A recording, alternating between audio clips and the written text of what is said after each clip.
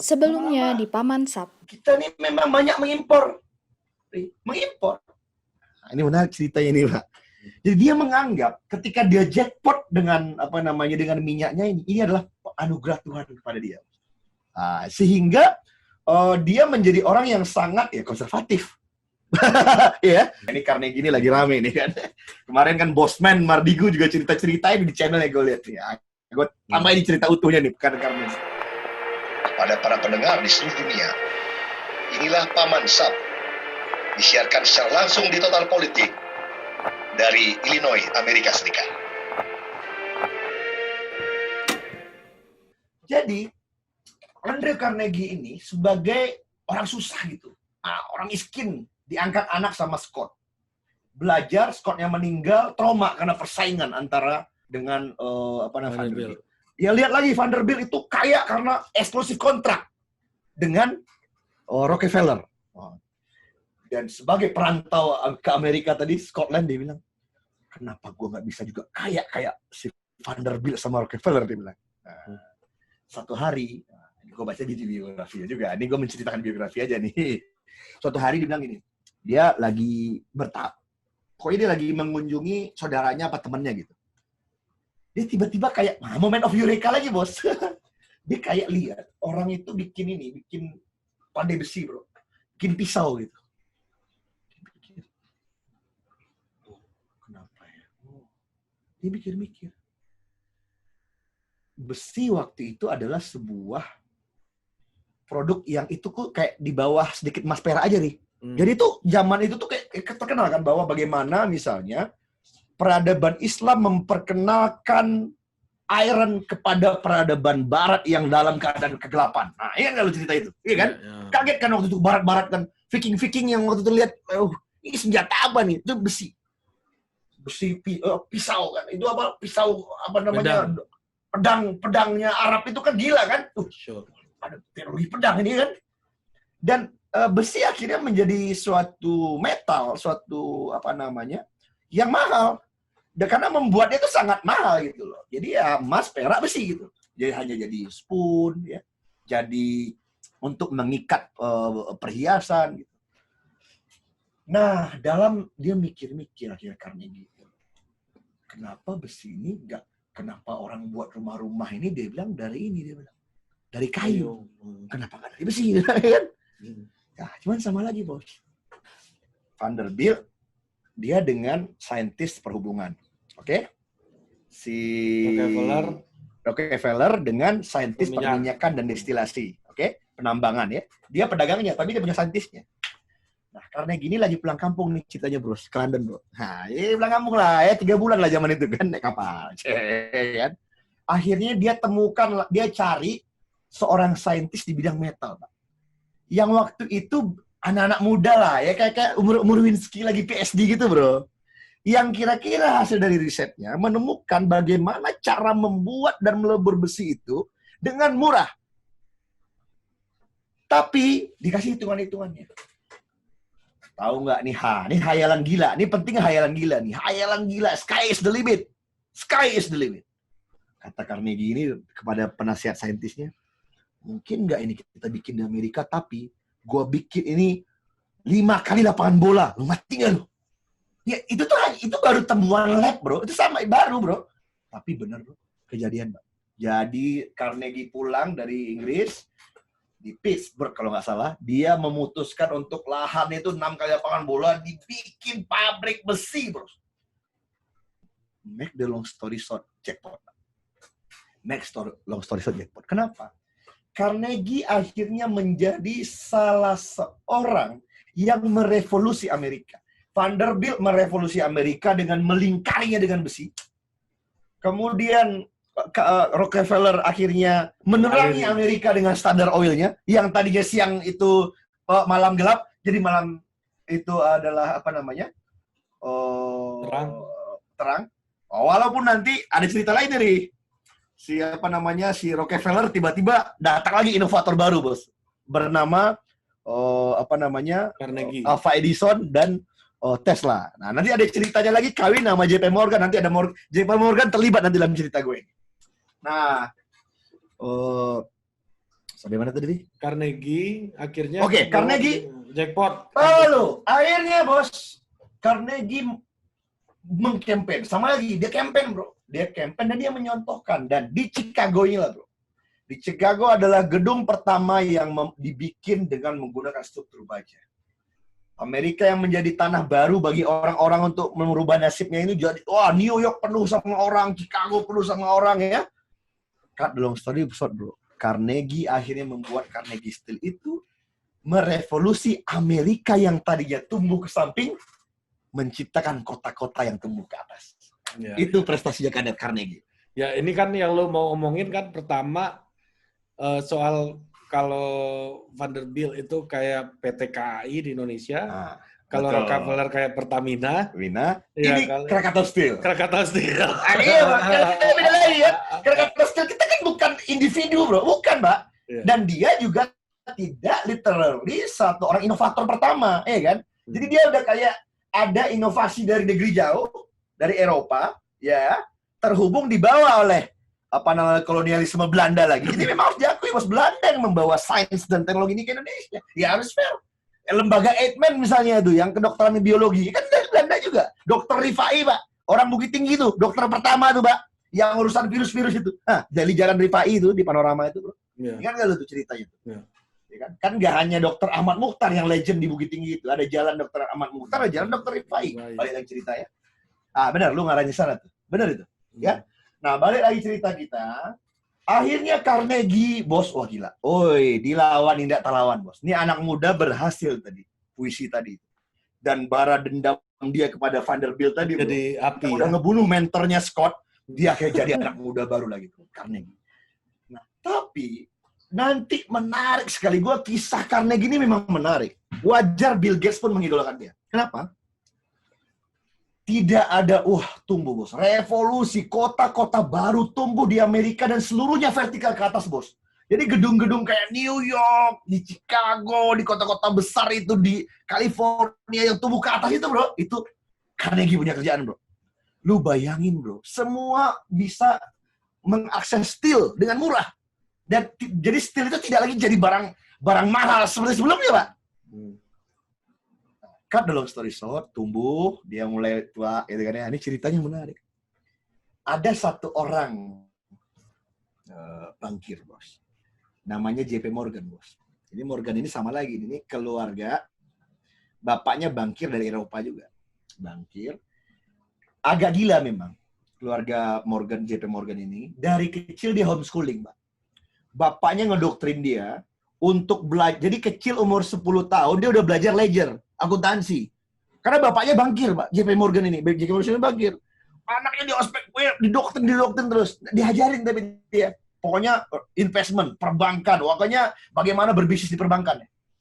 Sehingga doktrin utama dari bapaknya adalah, ini menarik, bro. Doktrin utamanya, lu jangan pernah ini. Pokoknya lu pastikan lu suatu bisnis itu, lu perhatikan, lu lihat dulu bagus bukunya, lu baru masuk. Jangan lu masuk kepada suatu bisnis yang belum jelas. Saat itu, bos, JP Morgan menjadi saksi, bro. Bagaimana tumbuhnya Vanderbilt, terus dari inovasi kereta. Bagaimana Rockefeller, terus. Nah, JP Morgan bersahabat dengan namanya Thomas Alva Edison, bro. Nah, dia tuh kayak anak muda, keturunan bankir gitu, lihat-lihat tuh. Dia mulai, bos. Jadi, waktu itu Alva Edison, inovasi lampu kan, Pak. General Electric. Itu pemodal pertamanya adalah JP Morgan. Jadi JP Morgan itu lihat-lihat, dia akhirnya invest, jadi bertemulah seorang inovator dengan banker bernama JP Morgan. Jadi, nah ini juga mendistrak nih, bos. Jadi temuan daripada kolaborasi JP Morgan dengan dengan Alva Edison ini membuat bisnis Rockefeller jadi turun, Pak. Karena orang mulai pakai listrik kan. Yang malam itu terang pakai lampu, mulai listrik. Nah, ini cerita sedikit saja yang soal ini. Nah, balik lagi Morgan. Jadi JP Morgan tuh dia juga membayangkan lah, bro. Ya, gua kayaknya jadi gini, orang yang dia ingin keluar dari bayang-bayang bapaknya nih. Jadi dia keluar dari bayang-bayang bapaknya. Dia tiba-tiba berpikir, bahwa steel ini masih bisa dihajar lagi.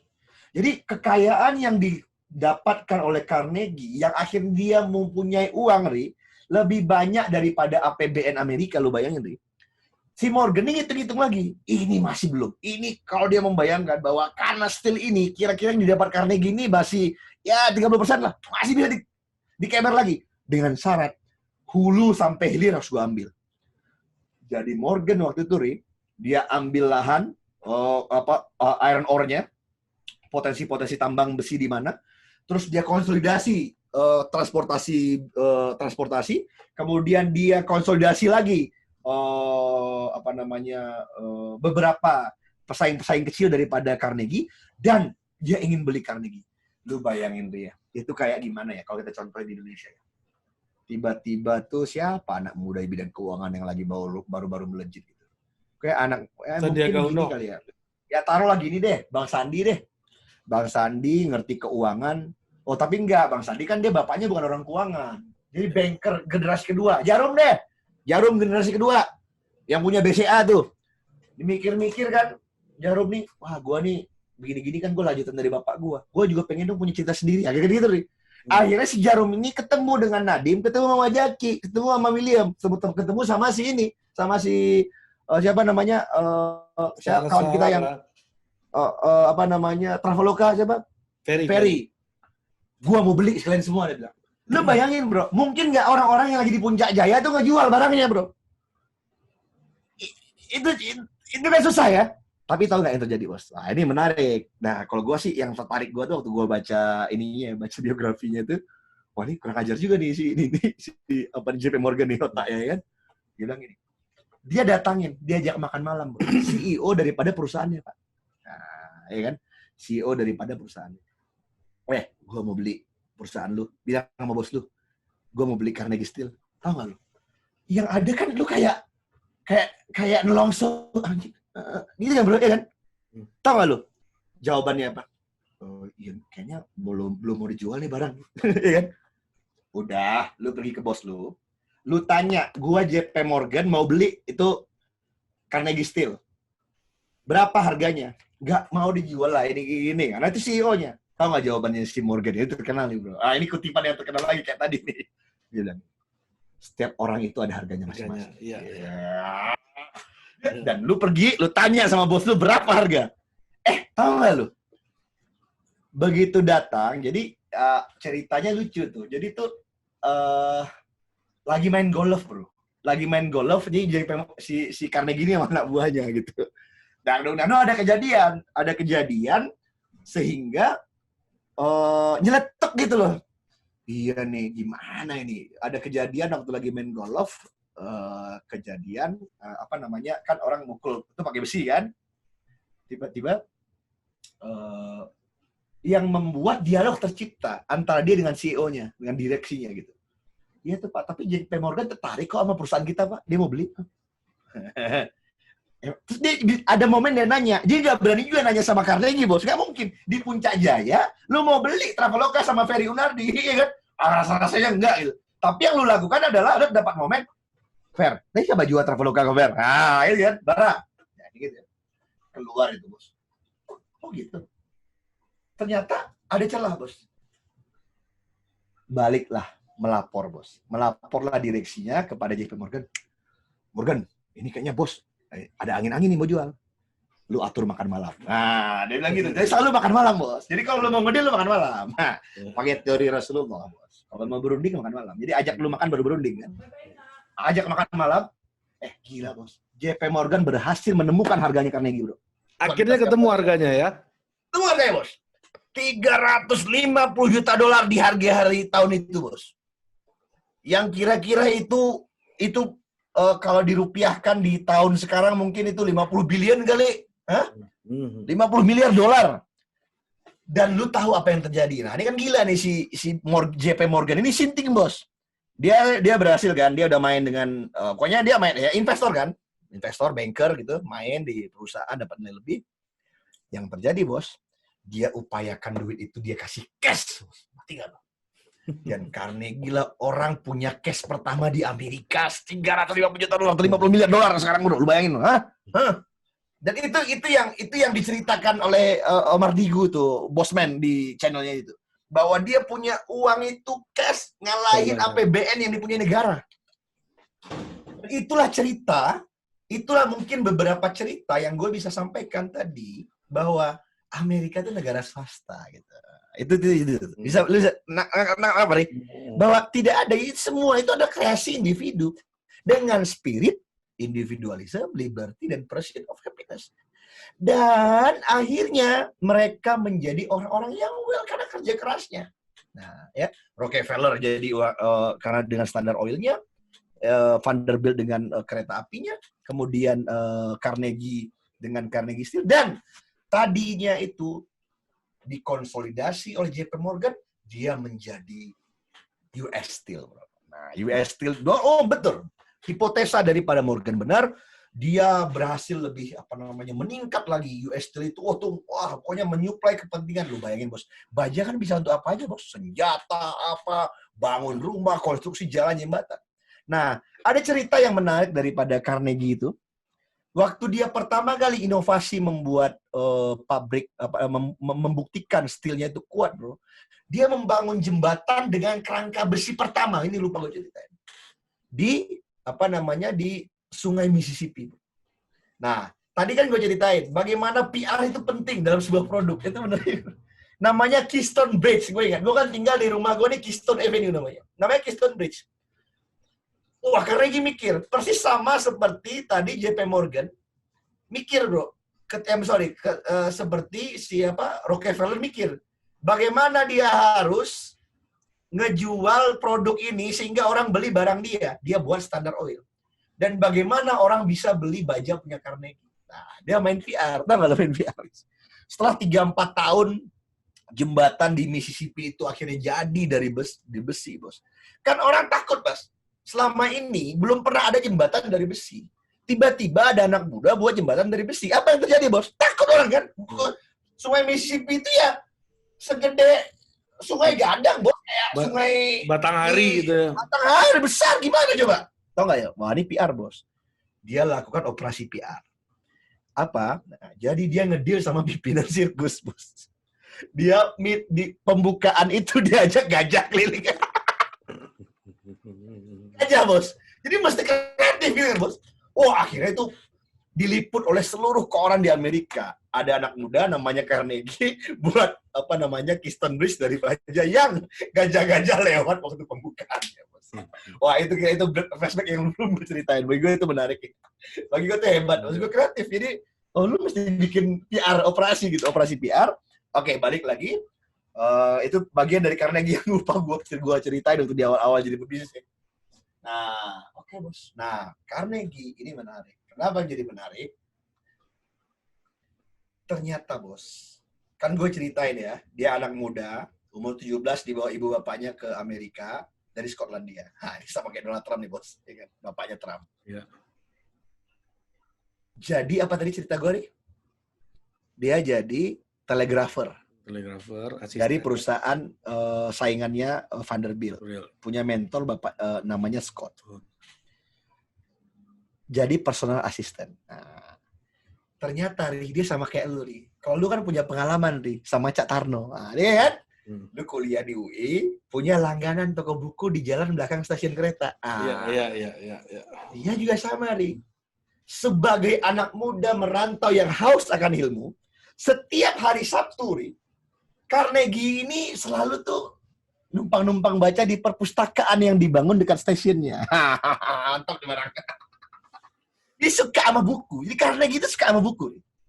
Jadi, tahu nggak, Li? Ketika dia akhirnya susah, orang tuh dia mengalami cerita kayak Dahasan tadi itu, ya kan? Yang ingin 40 tahun di kampung bahasa Sarong gitu.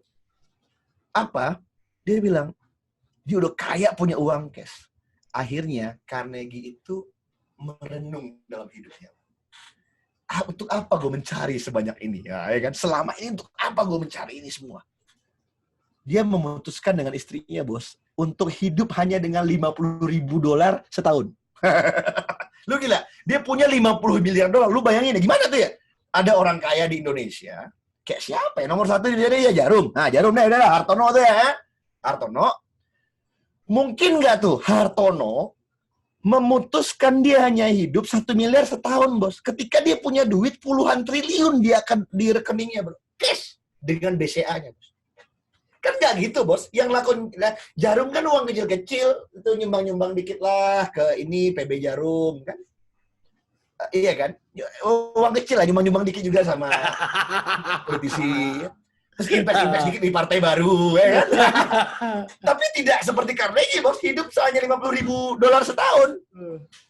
Dan yang dia lakukan apa? Dialah menjadi the first philanthropist di Amerika yang gila-gila. Nah, Carnegie cinta kepada buku. Nah, gue bilangin tadi, apa? Dia membangun perpustakaan di almost negara dengan, karena dia orang Skotlandia, dia membangun di perpustakaan-perpustakaan dan nyumbang di universitas-universitas di English speaking country. Makanya kalau kita ke Singapura ada, bos, Carnegie Carnegie Library. Tapi di Jakarta nggak ada karena kita bukan English speaking country, bro. Ya kan? Nah, makanya juga itulah yang menjadi juga legend, bro. Dia mulai ketika dia udah mulai umur 60, dia mulai punya uang banyak. Tapi dasar dia nih dulunya orang miskin, nah, ya kan, dia kan naik kelas karena American Dream. Dia akhirnya mendedikasikan ilmu hidupnya dengan uang banyak itu menjadi filantropis. Dan dia atas advice istri dan anaknya, apa gue lupa gitu, dan dia tadinya juga tidak meniatkan pada mulanya, adalah membantu sebuah perpustakaan dan peneliti-peneliti, dan menjadilah itu Carnegie Mellon University. Nah, kalau lu tanya dari konten gue sebelumnya, nah ini kampusnya ini konservatif, Ri. Kan, ya, itu ya, maksud gue bukan, jadi maksud gue ya, ini nilai Amerika, bro. Ini nilai Amerika. Ya. Nilai Amerika, dia mendirikan Carnegie Mellon University, kemudian perpustakaan nasional di New York itu. Perpustakaan di New York, itu Carnegie juga, bro. Nah, maksud gue, gue lihat-lihat, nah ini berbeda gitu. Jadi mas gue, dia membangun tradisi filantropis, memang ada dasarnya gitu loh. Nah dia bergaul dengan penulis-penulis, akhirnya susah nih, bro ya. Jadi memang beda ya, bahwa kebutuhan akan pengetahuan, berbakti kepada kemanusiaan itu suatu hal yang berbeda dengan lu menumpuk kapital. Ya, akhirnya uang yang banyak itu dia nyumbang endowment fund di universitas ini, nyumbang riset ini, bangun universitas ini, bangun perpustakaan, dan itu yang terkenal. Dia akhirnya menjadi aktivis, bro. Dia menjadi aktivis pada masanya yang waktu itu Amerika itu mulai tergoda untuk menjadi imperialisme. Ya. Padahal kan Amerika tadinya kan didirikan mengkritik Inggris. Nah,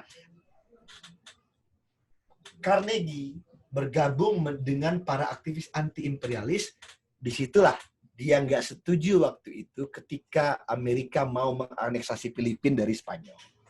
Maka yang dilakukan oleh Carnegie adalah memberi uang pribadinya 25 juta dolar gitu, uang hari itu ya, triliunan juta, bilion miliar dolar pada hari ini, untuk menebus Filipina dari Spanyol tanpa dia pernah ke Filipina. Karena istri itu tadi, dia tuh karena ada idealisme yang dia pegang gitu loh. Dia merasa nggak boleh, imperialisme itu nggak boleh. Karena itu gue nggak suka, gue datang ke Amerika ini, gue pergi sebagai tanah kebebasan. Kenapa Amerika harus menjadi bangsa-bangsa yang menjajah gitu? Jadi nggak setuju.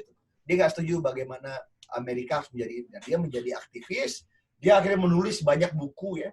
Dia menulis banyak buku, menjadi pemikir, karena dia berteman dengan scholars. Nah, ini yang menjadi inspirasi oleh seorang Bill Gates. Nah, itu yang menjadi cerita kan, bahwa bagaimana Bill Gates itu juga mengidolakan Carnegie. Dan ketika di hari dia tuanya, dia udah mulai Microsoft besar, akhirnya dia juga keluar dari, tidak ikut lagi dalam Microsoft, dan menjadi filantropis. Nah, tapi dia memilih kan.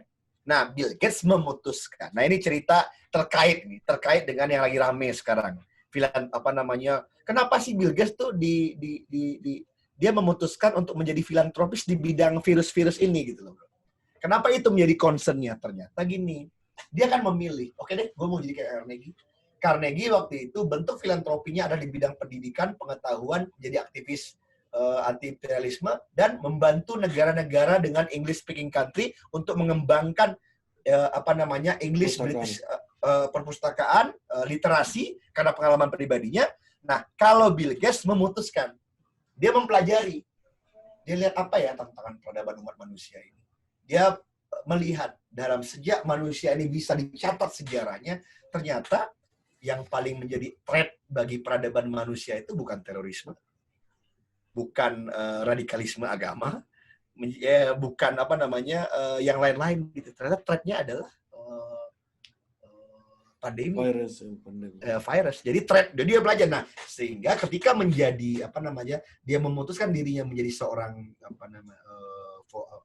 filantropis, dia memilih jalan untuk di bidang itu gitu. Jadi karena kekagumannya kepada Carnegie. Tapi kekayaan yang pernah dihasilkan Bill Gates daripada revolusi komputernya, bro, dengan kekayaan yang dihasilkan oleh Carnegie dengan revolusi bajanya, Bill Gates belum bisa saingi, bro. Nah, lu bayangin, bro. Gila itu. Itu gila, bro. Jadi itu maksud gua. Nah, dari cerita tadi, Vanderbilt membajakan Amerika dengan melingkupi Amerika dengan baja, Rockefeller dengan minyaknya, kemudian Carnegie dengan bajanya, kemudian JP Morgan dengan investornya ya, dia invest di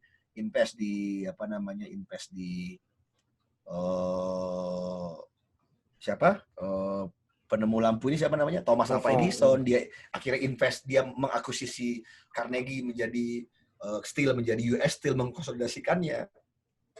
Gue melihat itu tadi, akhirnya sejarah peradaban Amerika ini sebagai negara ya, sebagai nation, tidak bisa dilepaskan sejarah individualisme dan sejarah entrepreneur. Sejarah menjadi pengusaha dan merkantilis itu output daripada entrepreneur, bro. Selesai dia memproduksi, dia jual ke dunia. Dan dia mendapatkan dominasi politik setelah itu. Tapi yang gue merasakan sekarang adalah gue nggak bergetar perasaan gue sebagai orang Indonesia ketika masuk ke otak gue, ayo kita dukung perusahaan-perusahaan Indonesia. Lu bergetar nggak? Mari kita dukung perusahaan-perusahaan Indonesia. Cintailah produk-produk Indonesia. Cintailah produk-produk dalam negeri. Gue nggak bergetar amat, Ri. Dalam pengalaman gue secara sense ya, ini rasa ya. Tapi gue mulai bergetar, bukan gue kehilangan nasionalisme, karena gue akhirnya merasakan bagaimana bergetarnya teman-teman Amerika gue di sini ketika disebut American Company. American Entrepreneur. Itu bagian daripada sejarah. Kultur, ya, bagian dari kultur yang membangun negara ini gitu loh. Makna disitulah demokrasi. Itu kan kayak salah satunya kalau di Indonesia kita bisa ngomong gini, mengingat jasa-jasa para pahlawan yang telah mendahului. Itu bergetar. Itu bergetar kita. Ya. Bergetar kita. Karena apa? Bagaimana kita membayangkan pahlawan kita mati melawan penjajah Belanda. Mati, Pak. Nyawanya. Waktu. Iya kan? Itu cerita. Dan itu hidup loh. Ya, padahal gue nih hidup. Lu pasti juga sama ya. Gue hidup dari cerita. Kakek gue ceritain. Dulu waktu kakek kecil ini masih ada Belanda. Kakek gue ini pedagang. Dia itu jadi kurir penyampai pesan. Itu kan diceritakan, bro. Ini hidup gitu. Nah, di Amerika itu jadi hidup juga, bro. Itu waktu Carnegie, Rockefeller, kemudian Steve Jobs dengan Apple-nya, kemudian si Bill Gates dengan Microsoft-nya, kemudian orang-orang dengan produk-produknya itu, tapi produknya dari inovasi ya, gitu. Nah, itu menjadi kebanggaan mereka. Walaupun lu pernah dengar orang kayak Niti Sumito nggak di Indonesia juga ada sebenarnya cerita-cerita soal entrepreneur yang kemudian mereka mengongkosi pahlawan-pahlawan ini untuk berjuang gitu ya. Tapi itu nggak jadi panggung utama ketika narasi. Nah, iya. Betul gitu loh. Nah, ini narasi ya. Narasi kita membuat sejarah ya. Maksud gua ya pada akhirnya ini kan soal bagaimana kita membangun narasi kita sebagai bangsa ya. Menurut gue, itu yang menjadi dasar. Dan oke. Dan menurut gue, gini loh. Kan kita belajar tadi. Dari awal ya, lu memutuskan membuat channel ini sama gue. Oke, gue setuju. Kita mengambil hikmah. Bukan kita membebek ya. Bukan membebek, mengambil hikmah. Artinya yang bagus itu kita pelajari. Dan kalau yang gue lihat adalah, sebenarnya ada, tapi kenapa tidak jadi arus utama gitu. Yang kedua, kalaupun memang belum, ya wah ke depan. Dan gue melihat lain. Nah ini lain ya, orang ngomong-ngomong millennials. Gue merasakan ini mulai ada di kita. Tapi ini mesti harus kita jadikan arus utama. Mainstreaming gitu loh. Jadi menurut gue, inovator-inovator Indonesia itu dia harus berkolaborasi dengan spirit entrepreneurship. Mungkin generasi pertama kita, karena sejarah kita berbeda, dengan Amerika atau dengan Eropa, di mana mereka pusat sains, pusat teknologi. Mungkin ya etape kita adalah etape Korea, etape Jepang, dan etape Cina hari ini. Kenapa? Mereka kan ally. Itu pikiran gue ya akhirnya. Mereka akhirnya teman-teman kita di Asia, tetangga kita, yang semuanya adalah negara bangsa yang lahirnya hampir sama dengan kita. Dia memutuskan menjadi ally, Pak. Menjadi aliansi daripada kekuatan sains dan teknologi global. Dan ini yang jangan melulu kita melihat aliansi itu bersifat power politik. Itu maksud gua. Karena selama ini kita membangun doktrin kita dalam hubungan luar negeri kita terpengaruh oleh doktrin yang dibangun oleh Soekarno, Hatta, dan teman-teman generasi. Bagaimana Bung Hatta misalnya menulis Mendayung di Antara Dua Karang. Gua kemarin ketemu dengan teman gua, teman kita lah, senior lu. Gue mendiskusikan ya, Supri ya, dia sekarang sudah jadi sekretaris 1, 2, atau 3 di program tetap Indonesia di PBB. Gue tanya, Pri, gimana Pri? Diskusi lah soal Mendayung Antara Dua Karang. Setelah gue pikir-pikir, itu kan konteks doktrin politik gitu ya. Karena waktu itu terpengaruh Pak, ada kekuatan Amerika di satu sisi dengan para sekutunya Barat gitu ya. Ada kekuatan Timur dengan Soviet dan kawan-kawan. Itu politik, tapi gue ingin menawarkan sisi doktrin lain dari luar negeri kita. Kita harus menjadi ally kepada pusat-pusat sains dan teknologi. Itu maksud gue. Jadi bukan soal kekuatan politik. Kekuatan politik itu adalah output daripada kedikdayaan sains dan teknologi. Korek atau tidak? Benar nggak? Iya dong. Orang bisa, bos, kita mau duduk. Bos, kenapa Amerika itu mikir 2 kali sama Iran? Walau bagaimanapun, Iran punya nuklir. Itu sains dan teknologi. Kenapa? Kenapa sih peradaban semua manusia modern sekarang mikir-mikir sama Korea Utara, bos? Dan walaupun dia menjadi olok-olok secara leadership politik, tapi mikir karena dia punya sains nuklir. Maksud gua power yang dia miliki karena sains. Nah, kita terjebak dengan doktrin bebas dan aktif, tidak menjadi teman dari kekuatan Barat atau kekuatan Timur. Dan sekarang Barat dan Timur udah nggak ada, gitu loh, Barat dan Timur udah nggak ada. Nah, sekarang coba perhatikan Jepang, dia menjadi ally daripada Amerika setelah dia kalah perang dunia.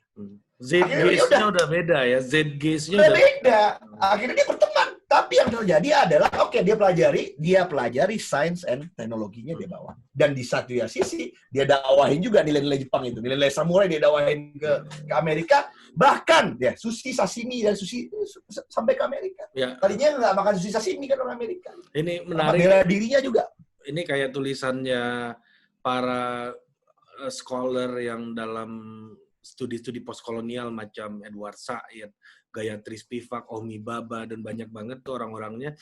Dan ketika Prancis menguasai negara-negara Eropa, menguasai negara-negara yang mereka sebut dengan L'Orient gitu ya, Oriental gitu kan, Orientalism. Gitu. Orientalism. Ya, ketika mereka menguasai negara-negara itu, tapi pada akhirnya mereka juga pulang membawa simbol-simbol yang ada di negara itu. Makanya ada Maroko Van Paris gitu kan. Chinatown. Itu kalau dalam istilahnya apa ya? Gue nggak tahu. Lu kan sosiolog lebih ini. Gue hanya baca itu mungkin yang juga diwakili oleh ini ya, Edward Said dengan Occidentalism, Occidentalism kan? Iya. Ketika dia menjadi New Yorker kan? Kan Edward Said menjadi New Yorker. Iya. Nah maksud gue balikin tadi. Ini kita harus merethinking doktrin luar negeri kita. Tidak lagi berdasarkan politik keamanan gitu. Tapi politik sains dan teknologi. Iya, Bapak sampaikanlah itu ke Bapak Prabowo. Iya, oke. Ya ini channel ini menyampaikan lah ya kan. Karena perlu disampaikan ya, ke Pak Presiden juga kalau perlu. Dan oke lah, mungkin gini sih kalau gue pikir. Ya udahlah, maksud gue ya Pak Prabowo udah selesai pada generasinya itu sekarang. Pak Jokowi udah selesai, generasi kita lah, ya kan? Sampai kita nih.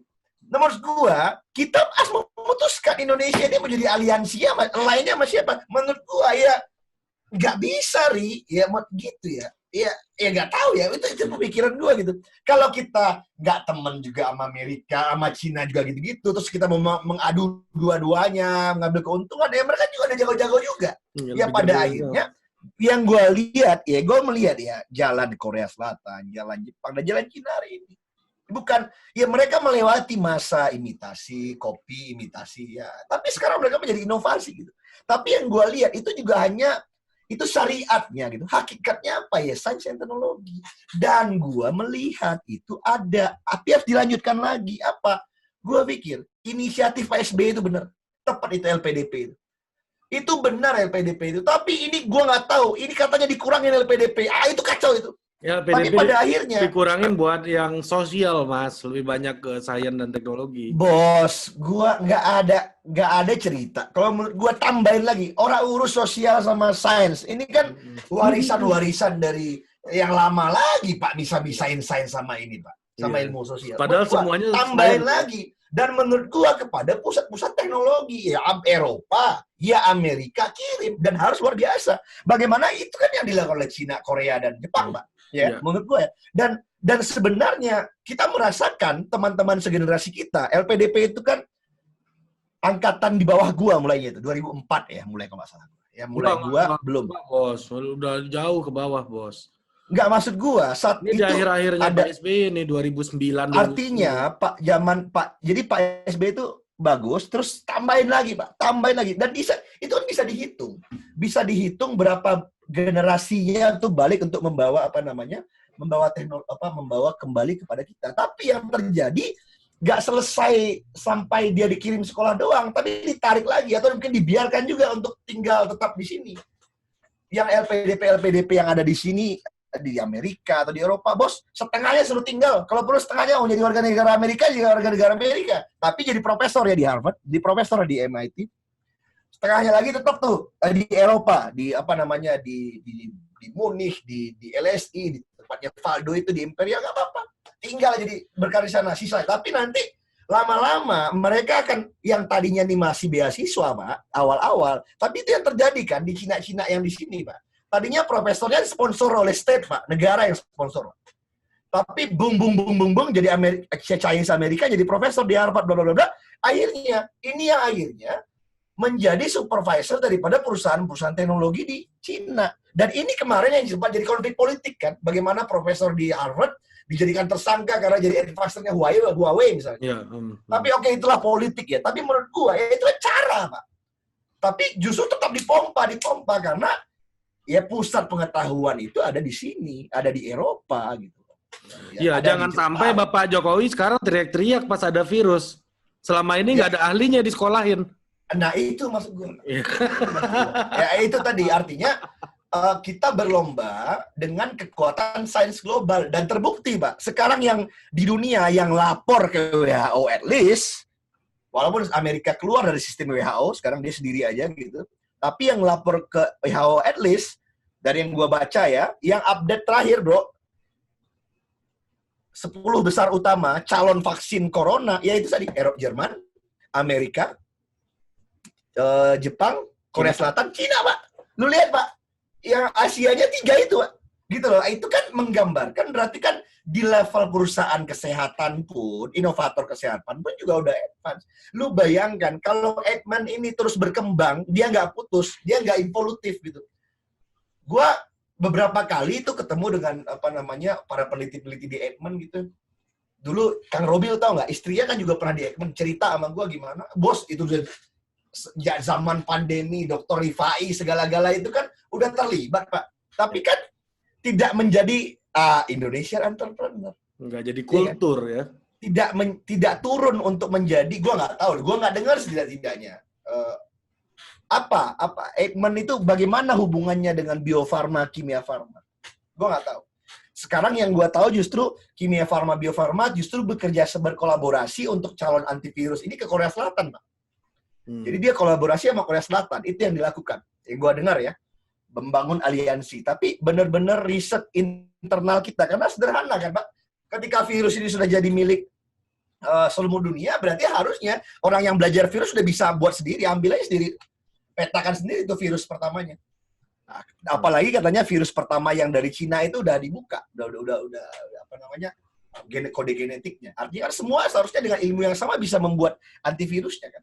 Nah tapi kan ada SOP-nya di mana dari kisruh global ini, di mana posisi inovator kita di bidang bioteknologi misalnya kita lihat. Nah gue nggak lihat tuh update-nya sejauh mana di yang gue baca kemarin itu negaranya tuh yang udah yang kira-kira di WHO ini calonnya tuh, karena udah advance dia melaporkan untuk anti vaksin itu. Jadi nah itu kira-kira nih, jadi ini berkelindan nanti. Nah nanti ya akhirnya ini juga yang gue lihat berkelindan dengan sistem politik yang dirancang. Ya, ada entrepreneur, ada pengusaha, ada brand, ada orang yang akhirnya karena kerja keras, pengusaha, punya uang, mereka punya kesadaran politik. Nah, nanti disalurkan ke dalam saluran politik. Nah, nanti kita ceritakan bagaimana pengaruh sumbangan politik dalam sistem Amerika. Bagaimana perusahaan-perusahaan itu nyumbang ke politik. Bagaimana nanti pribadi-pribadi itu nyumbang ke politik. Bagaimana nanti ada keturunan kaya yang memutuskan untuk terjun ke politik. Jadi udah punya kaya ya kan, keluarga-keluarga apa namanya, Donald Kennedy, Trump lah salah satunya ya. Donald Trump mungkin bisa dikatakan dianya gitu di ujung. Beda Kennedy misalnya. Kennedy kan dari muda bapaknya juga orang minyak, gitu. Dari awal udah terjun ke politik. Nah, kira-kira jadi maksudnya, nah ini yang mungkin, nah seru ini. Kenapa? Karena nanti di Amerika cost politiknya mahal, pilpresnya mahal, orang bayar untuk ini. Nanti penyumbang politiknya siapa? Nah, nanti kita lihat strukturnya di Indonesia seperti apa. Orang-orang kaya di Indonesia itu 100 orang kaya itu siapa? Nah, kita lihat kan. Dia kayanya karena inovasi tidak? Atau dia hanya karena rent seeker aja? Atau hanya ngebawa brand global ke Indonesia? Dia coba inovasi ala sederhana, semi inovasi gitu ya. Nanti dia dapat keuntungan dari market kita yang besar, punya uang, nanti bagaimana kesadaran politiknya? Nah, itu yang gue bilang. Tadi ada nggak yang menjadi volunteer? Menjadi filantropis. Ya kita lihat-lihat kemarin ada Datuk Tahir. Tapi setelah kita lihat-lihat, real nggak itu? Ya. Kemudian kalau kita lihat lagi 100 orang kaya itu aja kita lihat. Misalnya Jarum lah yang gue bilang tadi. Dia nyumbang politiknya kemana? Ya, kita harus fair. Ya. Kemudian Lipo Group, dia naruh terbuka seperti apa? Polisi kan bisa dilihat. Cuman mereka mendapatkan itu seperti apa? Mengakumulasi kekayaan dari market size yang besar bernama Amerika, akhirnya punya surplus kapital. Akhirnya dia nyumbang politik. Sama juga orang di Indonesia, punya uang, kalau dia besar, kemana sumbangan politiknya? Itu nanti menarik. Gitu.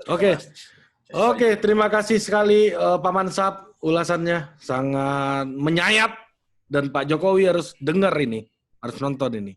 Nah, enggak ada. Kalau gue ini kan seperti biasa, ini berbagi aja. Melapeh taraga, ya. Melapeh taraga, kangen-kangenan. Kalau gini, biar teman-teman kita deklarasi juga nih. Ini channel Otalapau.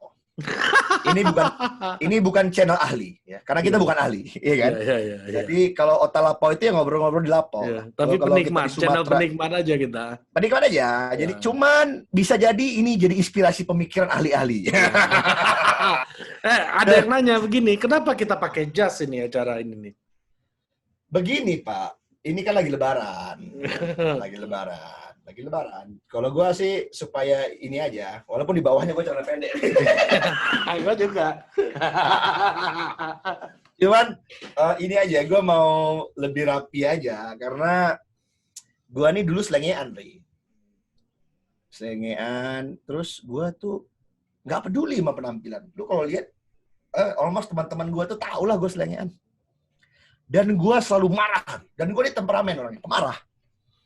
Akhirnya gue tentu harus mencoba juga merevolusi diri gue. Ini latihan untuk kita ya berarti ini ya? Iya, jadi gue... Produced by Total Politik and powered by haluan.co.